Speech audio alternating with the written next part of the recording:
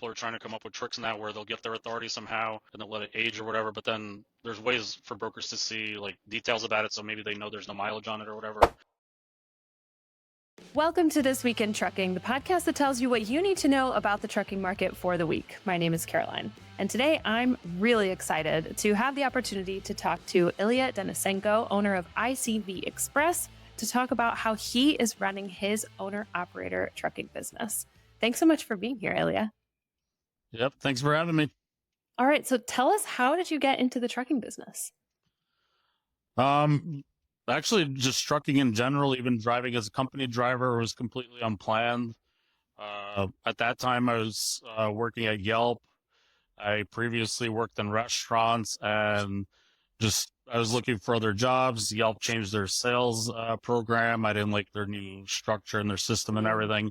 So I was just looking for other work. And at that time, I was like, okay, I'm coming up on 30 years old. The economy at that time, it was supposed to go into recession before COVID and all that stuff. So I was like, okay, I got to kick it into high gear. I want to buy a house before I'm 30, all that kind of stuff. And I was like, what's the quickest thing I can kind of do that's maybe potentially career changing or whatever? And while I was looking at jobs, one of my friends, he actually had a CDL, but he didn't have a job in this industry. So once in a while in my restaurant job searches, I would get a job like, hey, trucking company, $5,000 bonus to join, whatever, all these great rates and everything. And I would send him those links. And eventually I was like, wait a minute, I could do that. That sounds a lot better than these restaurant jobs paying whatever per hour. Yeah. And that's when I joined, same as everything, I made an Excel sheet, compared all the trucking companies and their CDL programs, went to Prime and got my CDL. So That's awesome. So did you get your CDL training paid for then? Yeah, that's kind of what I did. I looked for the companies that did it for free. And Prime literally gave you either a bus ticket or they paid for your plane ticket, gave you housing, food, everything. Wow. You during the training, literally everything. That's why it was like a no-brainer. Is that pretty competitive to get into? Not really. Like, it was pretty simple. You just needed to have like a work record. It almost didn't matter where you worked, as long as you just had like a normal record. I worked here, and here for 3 years. And then you would just get in. Obviously, then you have to pass their training and their tests and everything. But other than that, it was pretty simple. There were older people, younger people, men, women, everyone from almost every part of the country that were there with me. So how long have you been driving a truck then? That was in summer of 2019 when I switched over there. So coming up on 6 years, 5.5, 6 years, something like that. And what made you want to start your own business? So actually, before that, I was hired by a company in Europe to open up their restaurant brand for them here. So I got a little bit of exposure into starting and running a business because I was their main person here. There was a multi-location restaurant company in New Jersey, Manhattan, with a warehouse in New Jersey that ran at night. So it was like a pretty big operation. I opened up the whole thing for them here. And since then, after I worked with them, I went back to being an employee for other companies. That's how I got into Yelp. I thought, side story, I used Yelp's program to grow our sales there. So I thought, hey, I can help restaurant owners grow their sales the same way. That's why I went over there. So you already had a little bit of entrepreneurial background already. Right. So then when I was driving at Prime, then I worked for Martin Transport and Walmart. Like, I had a few driving jobs, and the whole time I was kind of like, okay, like, this is good, but I'm kind of bored. I was thinking about starting my own businesses. Me and my friend, we started an online e-commerce business where we sold pet supplies and all that kind of stuff. And at the end of that, I was like looking for businesses to buy. I listened to like entrepreneurship shows, startup shows, all that kind of stuff. My First Million. And I was looking at gas stations, stores, restaurants, literally everything. Eventually, I'm like, wait a minute. I've been listening to trucking shows for 4 years. I'm in here now. I'll just start a trucking business. And that was last year. Is that right? Yeah, I actually started the planning around Halloween of 2023, and then I formed the LLC in December, early December, and I bought the truck in like late December around Christmas. In my experience, I see a lot of people buying a truck first, and that's like the first thing they do. And then they go, wait, okay, how do I pay for this thing? So talk to me about your planning and what went into thinking about when you were going to open a trucking business, because at the end of 2023 really wasn't too favorable of a time to open a business. So tell me what was different for you. So back when I was driving a Prime, like we had free Sirius XM and all that stuff, and I started listening to the trucking channel. I started listening, like I heard all the shows on there. Eventually I started listening to a guy named Kevin Rutherford. A lot of people know him, and he has the Let's Truck show, and I've been listening. That was one of the shows I listened to for 4 years. And during 2023, it was the bottom of the market. The market was going down, and he kept saying, hey, like, that's when if you know how to run a business, that would be a good time to start. And I thought about it, and it kind of makes sense, because if you make it through the bottom, the only way to go is up. So it's kind of better from there, versus if you start at the top or in the middle, you don't really know what the worst part of the business might be like. Yeah, absolutely. That's actually an interesting perspective. I imagine that by the time you wanted to get into it, truck prices were pretty good by then. Yeah, exactly. Yep. And I ended up buying my truck it was just $47,000. It wasn't that expensive. So. And someone had probably bought it for a couple $100,000. Exactly. Yeah. The guy I bought it from, I think he bought it probably in the middle of COVID or something like that. So. Right. Mm-hmm. So tell us about your operation today. What kind of truck do you have? Are you thinking about getting more trucks, and what do you haul? So right now, this truck, I bought it with 575,000 miles on it. It's about to hit 700,000. I pull a drive-in. I'm flexible. I could go into reefer. I purposely rented a trailer so I could easily switch it out. A lot of people give me a little bit of trouble because I rented a trailer from Super Ego, and they're not happy with that company. But if you're going into the business, their rates are really good and their terms are really good. They'll rent to newer companies. So you don't really have, like, if you're first year in business, you don't have a lot of options. All the big companies, they won't give you a trailer until you're 3 years in. I see. So you either have to buy or rent from the few options that you have. Pretty much, yeah. And their terms are good. You can lease for a year. You can rent month to month. I can call the guy and switch to a reefer tomorrow if I want. And that's exactly what I wanted, because most of my experience is in reefer. I have a lot of food safety certifications from the restaurants, so I can work a lot with, pretty well with food. But drive-in was pretty easy to start out with. So right now, that's what I have still. And when you first got into running your own business, where did you get loads? How did you source that first year of loads? Well, that was actually the thing, because it seemed like right when I started, I got my authority was started January 11th of last year. And by the time I got all the registrations and everything set, it was the end of January. And it seemed like the whole freight theft and fraud peaked around then. So until then, my plan was, hey, I'll start with the load boards, I'll network, and I'll work my way up from there. So my first post on social media, actually, with this business was, I'm in Chicago. I just picked up the trailer. I'm good to go. But I've been calling every broker on the load board, and no one will give me a load because my authority is brand new. Literally, everyone I called, they were like, MC. I give them the number, and they'll hang up on me, without even a word. Wow. Yeah. And so I networked from there. Obviously, I did the start with TQL because they'll work with anyone.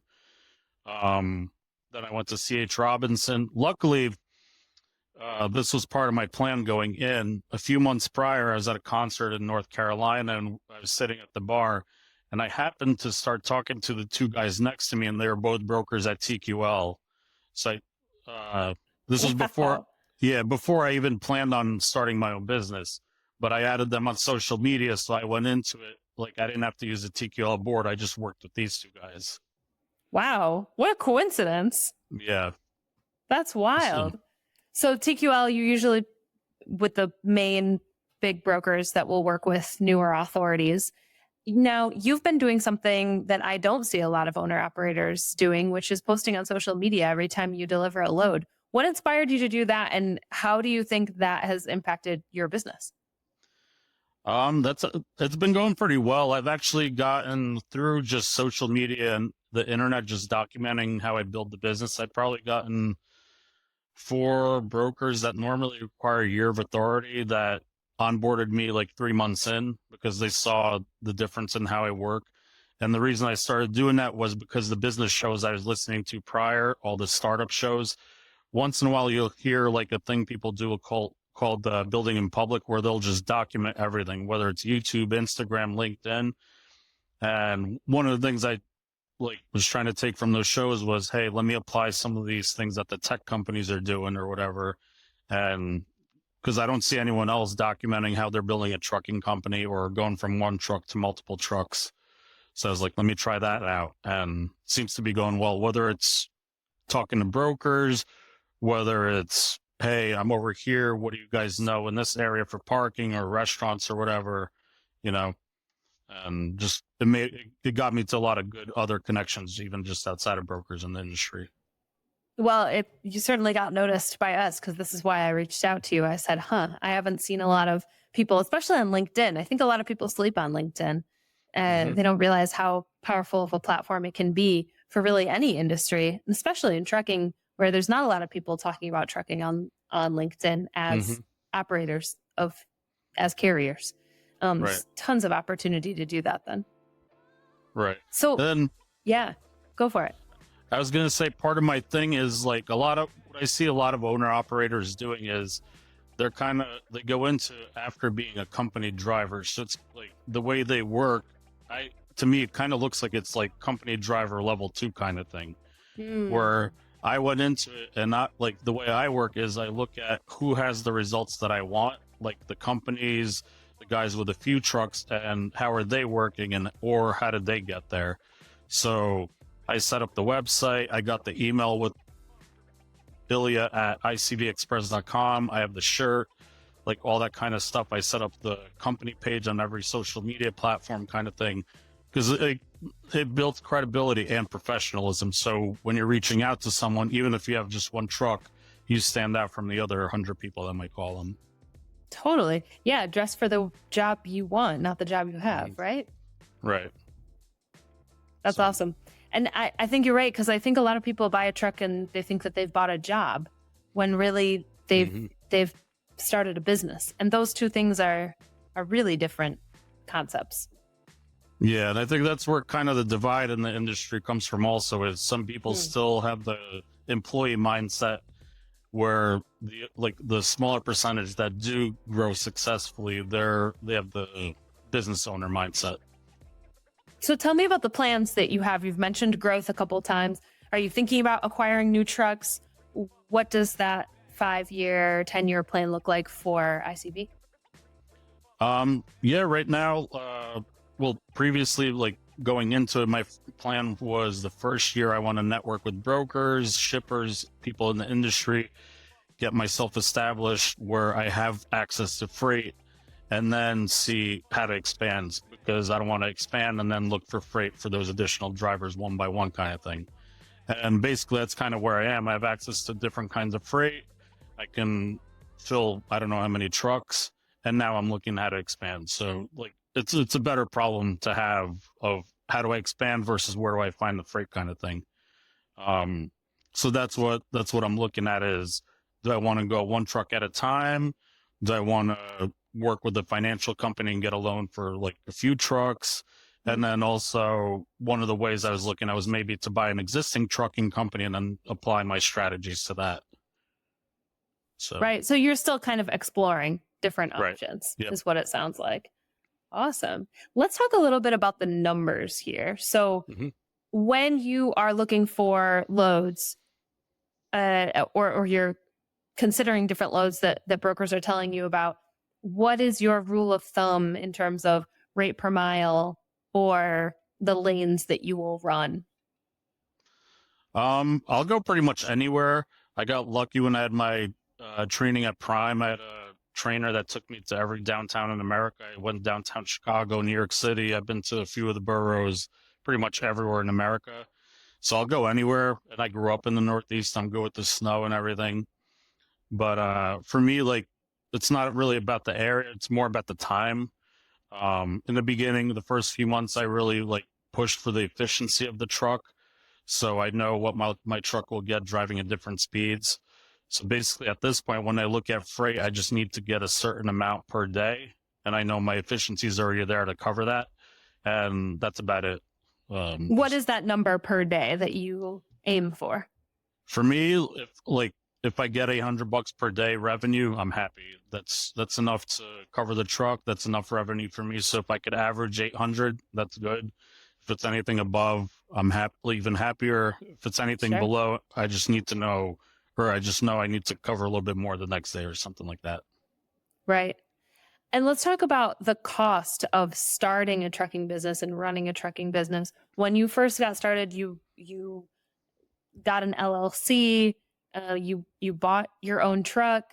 What did all of that cost just to get started on the road?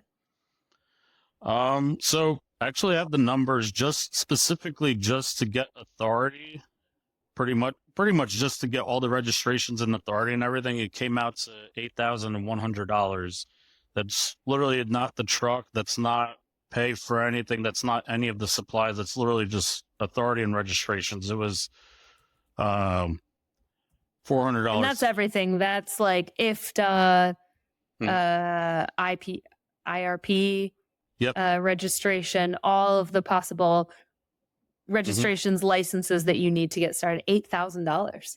Yeah, and that also includes $4,000 down for the insurance, because first year insurance is insane right now. Like the best quote I got at that time was about $25,000 with $4,000 down, and the other quotes I got were near and above 30,000. So yeah, I was gonna say 25 actually isn't the highest I've heard. Right. So then outside of that, the truck, it's almost always a bad idea to buy a brand new truck going into the business. I figured out a good price range for me was anywhere from 30 to 60,000, depending on the truck. And I was really only looking at the Freightliners or the Volvos. I've driven some of the other brands of trucks, and there was just nothing really good about any of them. The downside with the Freightliners is you have to change the one box at about 700,000 miles. So that's another $20,000 to $25,000 you have to put in. So I figured the Volvos, you don't have to do that. Also, the Volvos I looked at, they seem to have better drivers that have driven them. They were in much better condition, all of them, 100% of the time. So I went with the Volvo. I got it for $47,000. Also, another cost was whatever truck I went into, I knew I was going to spend $5,000 to $10,000 basically resetting it to new. Like I had the DPF filter from the emissions taken out, and they basically bake it overnight in an oven, and they basically reset it to new condition. I took it to a Volvo shop in North Carolina, and they did a lot of work. I spent $8,000 total just on maintenance and upgrades. But since then, I do these oil samples every 25,000 miles, and then about 100,000 miles later, the oil's still like new. Wow. Yeah. So that's a good investment then. Right. Exactly. Yeah. Yep. Awesome. What kind of interest rate did you get, or did you buy your truck in cash? I bought it in cash. So nice. That was the thing too, because I figured out that when you're purchasing a truck, first of all, you should be looking at the history of it, the specs of it, all that kind of stuff. And if you go to a dealership, it's already cleaned up. You're not going to get the oil out of it to get an oil sample with, because they already put new oil into it. It's already cleaned up in detail. You're not going to see the wear and tear of it. So I figured out the best deals and the best place to really buy a truck was actually Facebook Marketplace, of all places. Oh, interesting. Yeah, and that's where I found it. So it's hard to get a bank loan or anything like that for a truck from there. That's not from a dealership. So sure. You're going to have to go to a dealership if you want to get a loan. Mm-hmm. Right. So what advice do you have for someone buying a new truck? Obviously, if you can't, or a new to them truck, let's say, to start a business. We talked about the type of truck. We talked about, maintenance, looking at wear and tear. Any other advice that you have for people looking to buy trucks? First of all, don't settle, because there's going to be, like, even for me, but there always will be options that are almost good, but there's going to be like those few things that maybe you're like, okay, it's probably good enough, but then you might want to settle. If you don't settle, it's going to be better, like, if to wait even a month or two later to find the full good package kind of thing. Also too, like, everywhere I went, the people, like, even dealerships, they didn't know what an oil sample was. They didn't know what the gear ratio was. They didn't know a lot of other basic things. That means all the other buyers that are going to them, they're just looking at color and the setup and the condition of the truck pretty much. And so the other thing that you should be doing absolutely is the oil sample before they change the oil when they get the truck, because that's going to show you how the truck's been running. That's going to show you if parts are wearing out. That's going to show you emission system problems. So literally, like, if you're going into any business, you should be looking at the costs to start it, the potential of revenue, the risks, right? Where am I going to get my customers, revenue, all that kind of stuff. So the big thing is risks, right? If you're going into trucking, the truck's probably going to break down. That's going to be a lot of money. The best way to prevent that is do that oil sample, get that ECM report. That's going to show you if that's going to happen. And if so, what's going to happen. Maybe it'll show you this part's going to break down, but it's not that expensive, not a big deal kind of thing. So coming into the business, especially in a down market with no truck payment, that makes life a little easier. How did you work that in, though, into your calculations? I mean, you paid $55,000 up front for the truck plus the, maintenance on it. Do you put that over a year? Are you looking at that as month to month, how much you need to be making to pay yourself back for that truck? Yeah, so I looked at, like, basically the total startup of the business. That's the truck, the registrations, the investment of the upgrades. That's the trailer rental. That's also going into it. I planned on, since it was a down market, I planned on getting at least 6 months of nothing better than $1 a mile revenue. Wow. So sure. I needed to have money planned above to cover anything above that. So that as well. Basically, going into the whole thing, total package was probably about $90,000 that it cost, and that's what I planned out as the truck payment kind of thing. And I factored it into the numbers, basically like that, basically as if I bought a $90,000 truck. So let's then talk about the ongoing costs of running your truck. What kind of fuel mileage do you get, and what do you do to try and save money on fuel? A big factor is speed. If you look into fuel economy kind of stuff, efficiency, the common number is 1 mile per gallon for every 10 miles per hour. And that's pretty much what I've seen. If I drive 65, my truck will get in the 8s, like somewhere in the 8 mile per gallon range. If I slow it down to the low 60s or 57, 58, 59, my truck will easily be in the 9s.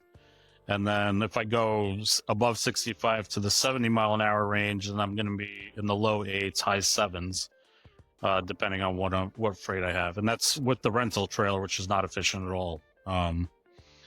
So that's as far as the efficiency goes. And that's one thing I know, like, if I need to improve efficiency for a certain trip, or if I'm not in a rush, I'll slow down and my economy will go up automatically. Tires, I installed the air dog system, which literally helps get the truck better torque at lower RPM, which results in better fuel economy, all that kind of stuff. The truck itself, it's an aerodynamic truck. That's the basics kind of stuff. Sounds like you're thinking a lot about how you drive and sort of what you have in terms of equipment. Is there anything any strategic way that you look where to fuel? Do you like fueling at certain locations better than others, certain states better than others? How do you think about that?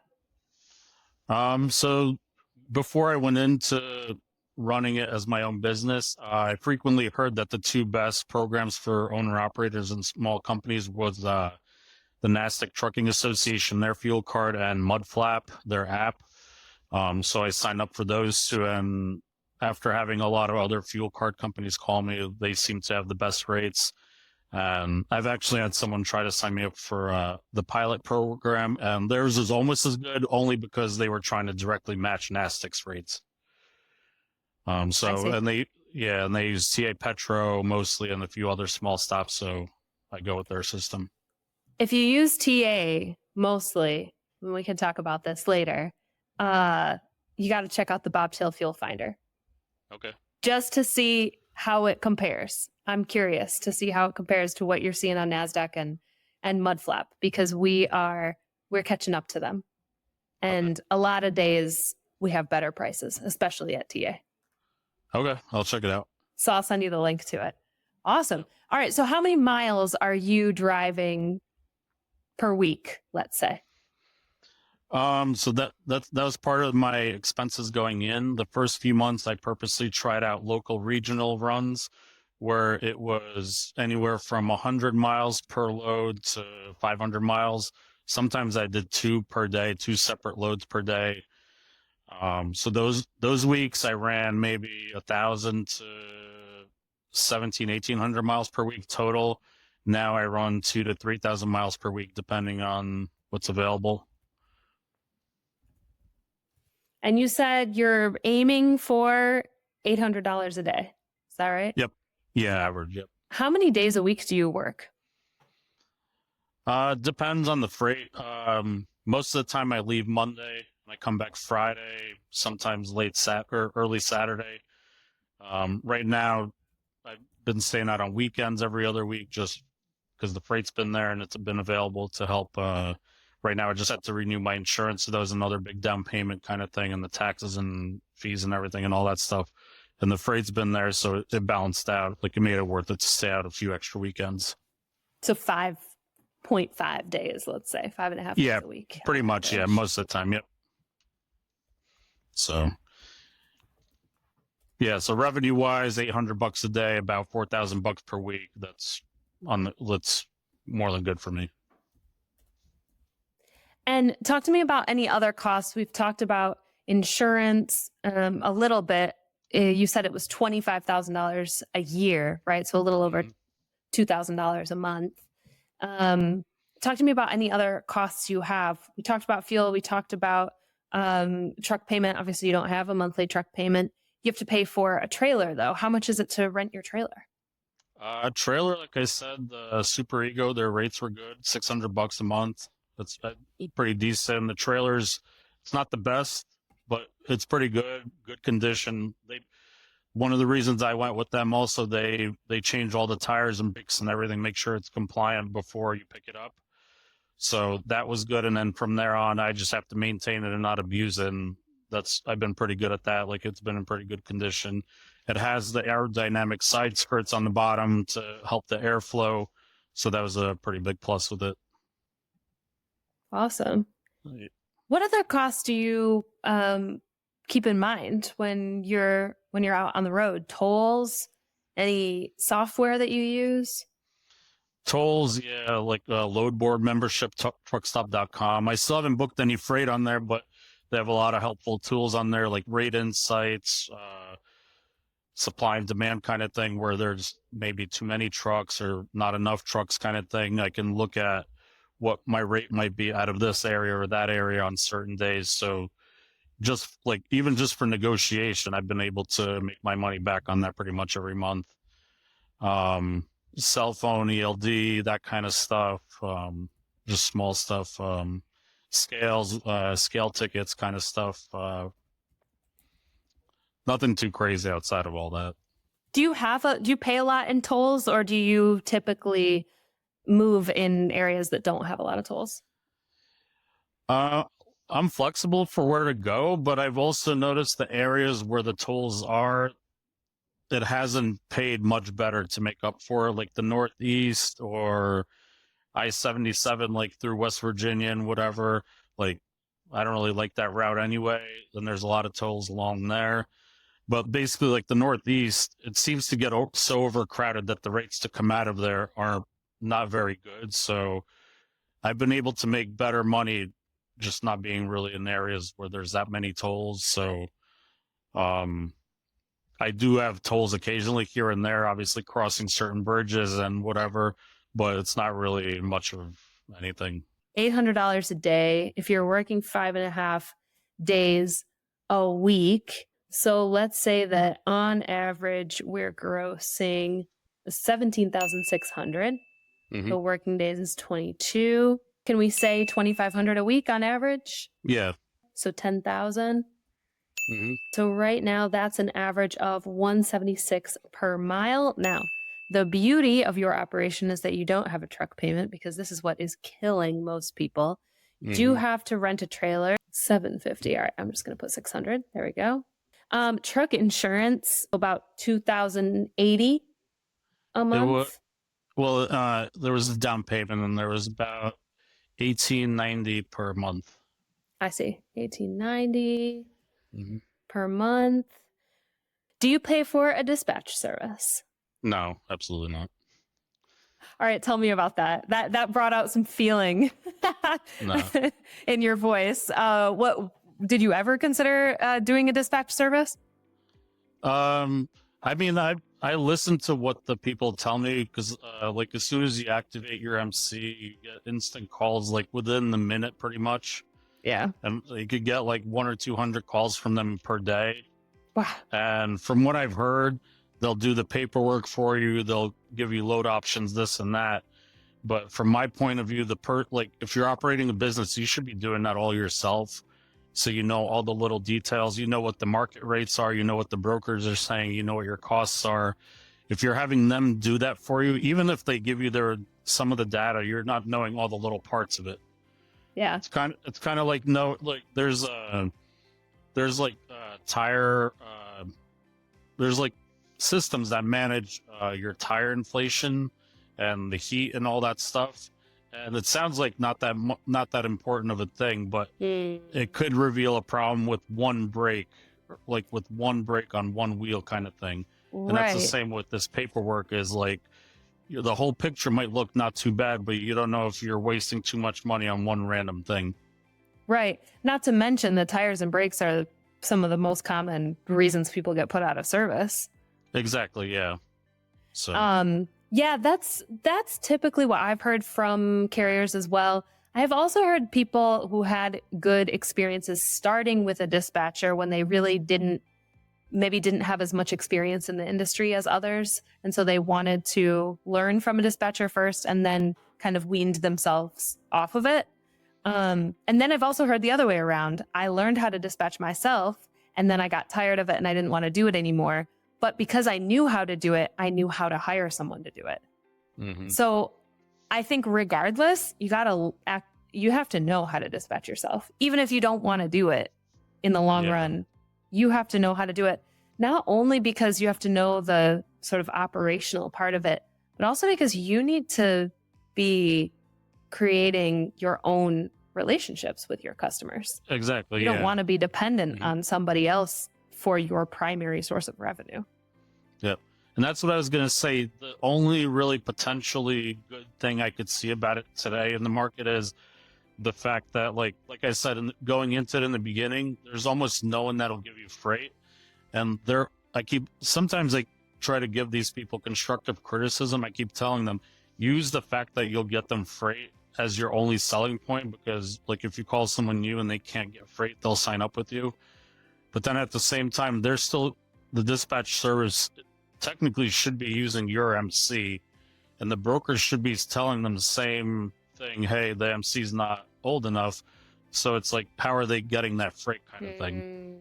And that's where I think a lot of the freight theft and fraud issues come from, is probably from these dispatch services, because who knows what MC they're using where, whose personal info they're using where. Like if you're day one and they're offering you $3 per mile, how are they going to get you $3 per mile freight if you can't even get $2 per mile freight? Yeah, there's no way. I can see where there might be edges around it that are flexible. So, for example, when you met some brokers, personally and formed a relationship with them directly, then you were able to they were able to bend the rules for you, right? I can imagine where some dispatchers might have that kind of relationship with brokers to say, hey, I know that he's brand new, but, he's got this much experience as a company driver. She's, been driving for 10 years. She really knows what she's doing. I mean, they can probably, maybe they're better positioned to put in a good word for you. But Right. I agree that I think potentially a lot of the fraud is, we know that most of the fraud is coming from identity theft, first of all. So even just giving someone your information, access to your information, even if you're not working with them anymore, they could be using it for not so good purposes. From speaking to them too, like we drive 10 hours a day. A lot of, I'll speak to all of them, and I figured out that the vast majority of them are all in other countries somewhere else. There's none of them that are here. Yeah. Because one thing I'll tell them, they'll ask me, one of their opening questions is, what's your revenue? Because they try to offer me better revenue. And I'll tell them, well, you're a random person calling me. I'll tell you my revenue if you tell me what your paycheck is this week. And then they'll start giving me numbers, and it comes out that their paycheck is like $100 or $200 per month. And I'm like, okay, so you're in another country. Yeah. So. Yeah. I mean, honestly, that's really the only way that business model can even work at this point, right? Because if you're only making a small percentage of each load, and you might be working for another dispatching service, so you're not even, making what the company is making, you're making a fraction of what the company is making. At that point, there's no way that you can make a living wage in the United States. Exactly. Yeah. The rates they usually offer is 3 to 5%. So. And that the math just doesn't work out for them to be based in the US at that point. Well, let's talk about safety. Do you have any safety compliance services that you use? I'm part of that is being a member of NASTIC. They do some training there. Once you expand to having drivers, they have some programs you can work with them on to set up a safety system for your own company. For me, I just drive, even when I was a company driver, I drive safer than the actual person, the average person I met. Safer and slower. My thing is, this is a job. My goal is to get home at the end of the day. I'm not in a rush anywhere. I'd rather arrive late, and the brokers will agree they'd rather the load arrive late than in a ditch or in a crash somewhere. Absolutely. How about factoring? Do you factor your loads? I have not yet, because I haven't, like I said, I haven't booked anything off of a load board. I usually only work with the same few brokers, and all of them either have quick pay or I just use their normal terms. I'm assuming now my goal is to expand a little bit into other brokerages, so I might have to use it a little bit then, but I haven't yet. All right, let's talk if you need it. Yeah. For driver salary, obviously you are yourself the driver. Do you set aside a salary for yourself? I don't have a set number that I pay myself. My goal is my own home expenses and then a little bit on top of that, but that's just for calculation purposes. So I think your recording cut out for just a second because I think you were getting another call, right? So I'm just going to reiterate. You said you usually like to set aside for yourself $1,000 a week. Yeah. So that per month would be $4,000. Makes sense. And then you can give yourself a little bonus on top with whatever you make additionally than that, right? Exactly, yeah. You said that your truck gets about 7 miles to the gallon. Is that, or 8 miles on average? Yeah, is that right? Yeah, usually 8 is the bottom. Let's say 4 weeks in the month. That's about 1,250 gallons. So I'm just going to put that here. What is your average that you're getting per gallon that you would say? After tax, it's so for, the last, I don't know, however many months, I would say about $2.90 per gallon. Solid. Yeah. 290 times 1250. All right, so that's about $3,600. Tolls. Do you have how much you pay in tolls? I probably wouldn't even count it because sometimes it's not even anything per month, and then one time in a week I might get like $300. Got it. Maybe. So maybe we can just put $100, Yeah, right. maybe on average. Is it? What about maintenance? Now there are some months where you have to pay a lot for maintenance, some months where you don't have to pay barely anything. How do you think about that? What are you reserving each month to go toward maintenance? Part of what I learned from the Let's Truck program from 𝗏𝗏𝗏𝗏 was if your truck's over 500,000 miles, put aside 10 cents per mile. And that's what I've been doing for maintenance, and it's been working. I just put it into the fund, where I just put that aside, and it's been working out. And really, per mile. Yeah, 10 cents per mile. So $1,000 a month on maintenance. What do you pay for your ELD? Which ELD do you have? I use the Motive ELD, and they called me with an offer. I think it was like $65 per month with the dash cam included. Nice. And what about IFTA? Are you paying out every quarter, or do you usually get money back? I've been having to pay, I would say on average about $150 per quarter on top. Oh, okay. So that's not too bad. Just like $50 a month. Mm-hmm. Any other fixed or variable expenses that you can think of? Taxes and registration, I believe that's 9 cents per mile total.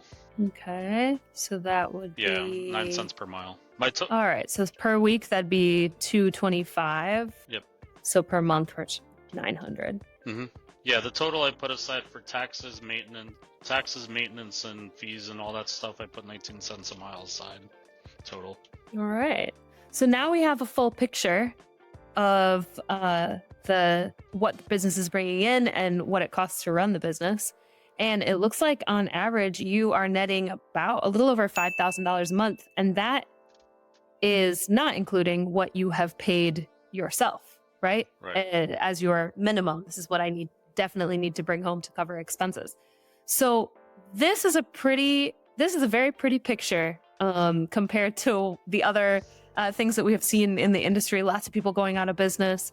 Probably the key thing here is that you don't have a truck payment. What other things do you think that you're doing differently than other people to make these kinds of numbers work in this industry right now? I mean, even with the truck payment, what I count for the truck payment, as I said, I just do it for calculation purposes, is if I did my whole business cost as a loan in the beginning to start up, my payment would be $1,782 per month for 5 years I believe that's at a 7% rate. So even if you take out $1,700 per month out of that still leaves profit there. Yeah. And the big things are just not spending a lot on your truck, thinking about it when you go into it, looking at something other than the color of the truck, so you don't have, like, I haven't had that, I don't want to say it because now my truck's going to break down, but I haven't had anything that big to break down. I'm knocking on wood for you. Yeah. My starter broke down a month ago, and it was $3,000 just because it was at the receiver, so they had to come out and fix it. But Ouch. And that's an electronic part that's just going to wear out. But the mechanical stuff, like I said, I do oil samples. It shows you how the truck is running. Sometimes it gives you a little bit of a warning if something's going to break down. So it's kind of preventative maintenance, a little bit of a warning system. Just if you're going to spend money, think about it. Why are you spending it? I didn't install any extra lights, any extra chrome, anything like that, on the truck. Keeping it simple. Yeah, on social media, I've had a lot of people give me trouble for the Super Ego trailer, and I'm like, first of all, there's no one else that's going to not many other companies that will give me a trailer. The ones that do, my trailer payment is $600 a month. Those companies are going to charge $1,000 a month, all because it's just a different thing on the side of the trailer. I'm like, I don't care. Like, the trailer's good, the rate's good, their terms are good, you know. So it's more of like just thinking of it as a matter of fact versus emotionally. Like, yeah, I'd probably like a nicer looking truck or trailer, but this is like just a tool for generating revenue and as profitably as possible. Like if you're in a restaurant, this is the same as an oven or a grill, or maybe an employee or a cash register, or I don't know, your tools at a construction site. You know, that's all it is. So Right. Tools to make money for your business. right, do the job, and that's it. As simple as that. Mm-hmm. All right. Well, this is a very nice picture. So this is with your, estimated truck payment. But this is the real picture without the estimated truck payment. This is looking really good. Congrats on your first year of business. That is a huge milestone. Tell me, what is something that you have learned that you wish you would have known before you started your business? Maybe the whole freight theft and fraud thing, like about the age of the authority thing. People are trying to come up with tricks now where they'll get their authority somehow and they'll let it age or whatever, but then there's ways for brokers to see like details about it, so maybe they know there's no mileage on it or whatever. Other than that, maybe network with brokers in person somehow in advance, but I'm not sure if that would work either because you're not really out driving. But I think if anything, maybe it turned out a little bit better than I thought it would have. After the first few weeks after I found out about the little bit of a setback with the authority age.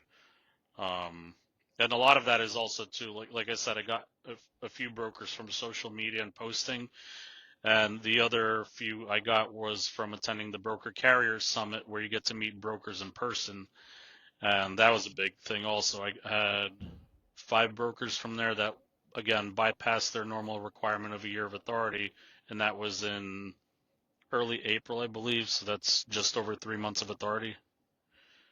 Yeah.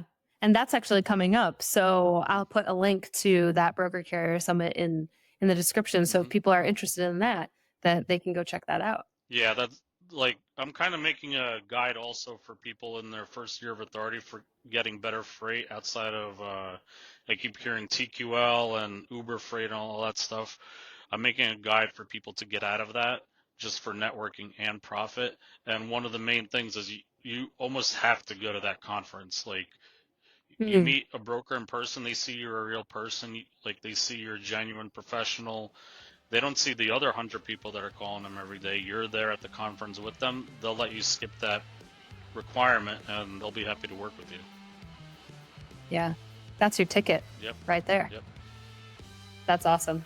Ilya, thank you so much for joining us on This Week in Trucking. I learned a whole lot, and I know that the people watching this video have learned a whole lot as well. If you liked this video and you want to see more, please give this video a like and subscribe to This Week in Trucking so you never miss out on an episode. And everybody, drive safe.